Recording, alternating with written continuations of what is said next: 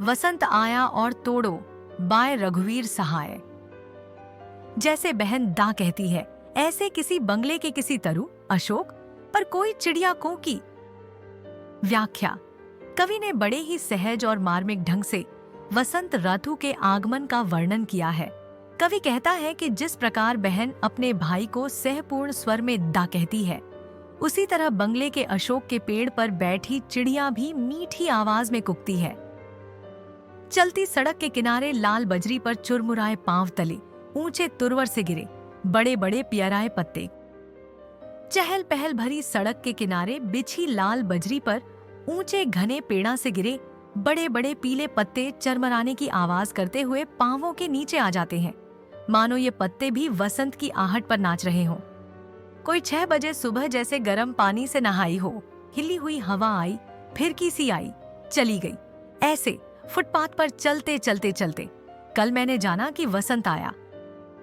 सुबह के लगभग 6 बजे गर्म पानी से नहाकर आई हुई सी खिली खिली हवा गोल गोल घूमती हुई फिरकी जैसी आई और चली गई। इस प्रकार फुटपाथ पर चलते हुए कल मैंने जाना कि वसंत आ गया है। भाव यह है कि प्रकृति में परिवर्तन स्वाभाविक रूप से ही हो रहा है। वसंत ऋतु के आने पर चिड़ियों का चहचहाना, पेड़ों से सूखे पत्तों का गिरना, नई कोंपलों का उगना, सुबह सुबह की हवा का मस्ती में बहना, सब कुछ पहले जैसा हो रहा है। परंतु आजकल हमारी शहरी संस्कृति ने हमें प्रकृति से दूर कर दिया है। हम रोजमर्रा की भागदौड़ में इतने उलझे हुए हैं कि हमें प्रकृति के इन छोटे छोटे बदलावों को महसूस करने का समय नहीं मिल पाता। हम बस राह चलते हुए वसंत को देखते हैं और आगे बढ़ जाते हैं। और यह कैलेंडर से मालूम था, अमुक दिन अमुक बार मदन महीने की होवेगी पंचमी, दफ्तर में छुट्टी थी, यह था प्रमाण। व्याख्या। कवि ने वसंत ऋतु के आगमन को एक अत्यंत मार्मिक ढंग से चित्रित किया है। उन्होंने आधुनिक जीवन शैली में वसंत के अनुभव की कमी पर गहरा व्यंग्य किया है। कवि कहता है कि मुझे कैलेंडर से इस बात का पता चला कि अमुक दिन अमुक वार को कामदेव के महीने अर्थात वसंत पंचमी होगी। इस बात का प्रमाण यह भी था कि उस दिन दफ्तर में छुट्टी थी। तात्पर्य यह है कि जीवन शैली आधुनिक में वसंत के आगमन की सूचना तो मिल जाती है, लेकिन उसका वास्तविक अनुभव नहीं कर पाता। और कविताएं पढ़ते रहने से यह पता था कि दहर दहर दहकेंगे कहीं ढाक के जंगल। कवि आगे बताता है कि कविताएं पढ़ते रहने से मुझे यह पता चला कि वसंत के आने पर कहीं पलाश के जंगल धधक धक कर जल उठेंगे, अर्थात वसंत में जंगल पलाश के लाल लाल फूलों के सौंदर्य से जगमगाने लगते हैं। आम के पेड़ मंजरियों से लद जाएंगे, आम बौर आवेंगे, रंग रस गंध से लदे फंदे दूर के विदेश के, वे नंदन वन होवेंगे यशस्वी, मधुमस्त पिक भौर आदि अपना अपना कृतित्व अभ्यास करके दिखावेंगे। यही नहीं जाना था कि आज के नगण्य दिन जानूंगा, जैसे मैंने जाना कि वसंत आया। आम के पेड़ मंजरियों से लद जाते हैं, दूर देश के आनंदमयी वन आकर्षक रंगों, फूलों फलों के रस और गंध के भार से लदे अत्यंत शोभा पाते हुए यश को प्राप्त करेंगे, अर्थात दूर दूर तक प्रसिद्ध हो जाते हैं। कोयल और भौरे फूलों का रस पीकर मस्त होकर अपनी मधुर आवाजें निकालते हैं। कवि कहता है कि वसंत आने के बारे में सारी बातें मैं कैलेंडर और किताबों से जानता था, बस यही बात मैं न जानता था कि आज के तुच्छ दिन वसंत के आगमन के बारे में इस प्रकार जानूंगा। आज मैंने पहली बार वसंत के आगमन को हृदय से अनुभव किया। प्रकृति के साहचर्य की अनुभूति ही हमें जीवन का वास्तविक आनंद दे सकती है। तोड़ो तोड़ो तोड़ो तोड़ो ये पत्थर, ये चट्टानें। व्याख्या। कवि कहता है कि इन पत्थरों को, इन चट्टानों को तोड़ डालो। कवि यहाँ पत्थर और चट्टानों का प्रयोग पुराने विचारों, रीति रिवाजों और सामाजिक बंधनों के प्रतीक के रूप में करता है। वह कहता है कि हमें इन बंधनों को तोड़कर स्वतंत्र होना चाहिए। ये झूठे बंधन टूटे तो धरती को हम जाने, ये झूठे बंधन टूट जाए ताकि हम धरती को जान सके। कवि हमें समाज द्वारा थोपे गए झूठे बंधनों को तोड़ने के लिए कहता है। ये बंधन हमारे स्वतंत्र विचारों और रचनात्मकता को कुचल देते हैं।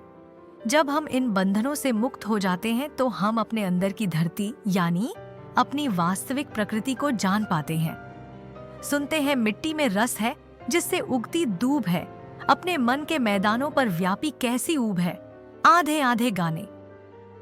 हम सुनते हैं कि मिट्टी में रस है जिसमें दूब उगती है, लेकिन हमारे मन के खेत में तो मानो सूखा पड़ा हो। इस सूखे खेत में कुछ बीज बोए जा रहे हैं, पर उनसे कुछ खास अंकुरित नहीं हो पा रहा। बस आधे अधूरे गीत ही गुनगुनाए जा रहे हैं। भाव यह है कि जिस तरह उपजाऊ भूमि पर पत्थर की चट्टानें आ जाने से उसके अंदर रस भरा होने पर भी वह सृजन करने अर्थात पेड़ पौधों को उत्पन्न करने में असमर्थ हो जाती है, इसी प्रकार मन में उदासी और ऊब आ जाने से सृजन में बाधक बन जाती है। यदि हम उस दशा में सृजन का प्रयास भी करें तो वह आधा अधूरा ही हो पाता है। जब मन में रचनात्मकता का रस होता है तभी हम कुछ ऐसा बना पाते हैं जो लोगों के दिलों को छू ले। इसलिए सच्ची और प्रभावशाली रचनाएं तभी संभव है जब हमारा मन उर्वर हो और उसमें रचनात्मक ऊर्जा का प्रवाह हो। तोड़ो तोड़ो तोड़ो, ये ऊसर बंजर तोड़ो। व्याख्या: कवि बार बार तोड़ो शब्द का प्रयोग करके एक जोरदार आवाज पैदा करता है जो हमें कुछ नया करने, पुरानी रूढ़ियों को तोड़ने के लिए प्रेरित करती है। कवि कहता है कि इस बंजर ऊसर भूमि को तोड़ डालो, अर्थात अनुपजाऊ जमीन की ऊपरी सतह को तोड़ दो। यहाँ ऊसर बंजर से तात्पर्य है बंजर भूमि, यानी वह भूमि जो उपजाऊ नहीं है। कवि कह रहा है कि हमें अपने मन में पनप रहे बुरे विचारों, नकारात्मक भावनाओं को दूर करना चाहिए। ये चरती परती तोड़ो, सब खेत बनाकर छोड़ो, इस चारागाह और खाली छोड़ी गई भूमि को तोड़ दो। तात्पर्य यह है कि कवि हमें अपने मन में पनप रहे ऐसे विचारों को तोड़ने के लिए कह रहा है जो हमें आगे बढ़ने से रोकते हैं। इन सबको खेत बनाकर ही छोड़ो। कवि हमें अपने मन के बंजरपन को दूर करके उसे उपजाऊ बनाने के लिए कह रहा है। जैसे हम खेत बनाकर फसल उगाते हैं, वैसे ही हमें अपने मन में सकारात्मक विचार बोने चाहिए। मिट्टी में रस होगा ही जब वह पोसेगी बीज को। हम इसको क्या कर डालें इस अपने मन की खींच को। घोड़ो घोड़ो घोड़ो। मिट्टी के अंदर रस होता ही है। जब हम अपनी भूमि में बीज बोते हैं तो वह उपजाऊ बन जाती है। उसी तरह जब हम अपने मन में सकारात्मक विचार बोते हैं तो हमारा मन भी उपजाऊ बन जाता है। यहाँ पोक्का खींच का अर्थ है चिंता, परेशानी। कवि कहता है कि हम अपने मन की परेशानियों को कैसे दूर करें। धरती को तो खोदकर उपजाऊ बनाया जा सकता है, पर मन की खींच या झुंझलाहट को हटाए बिना सृजन कार्य कैसे संभव है। घोड़ना का अर्थ है खेत में फावड़ा चलाना। कवि हमें अपने मन को जोतने के लिए कह रहा है ताकि हम उसमें सकारात्मक विचार बो सकें।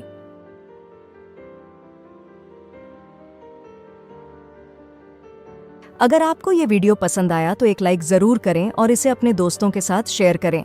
कमेंट में बताएं कि आपको ये वीडियो कैसा लगा और इस चैनल को सब्सक्राइब करना ना भूलें।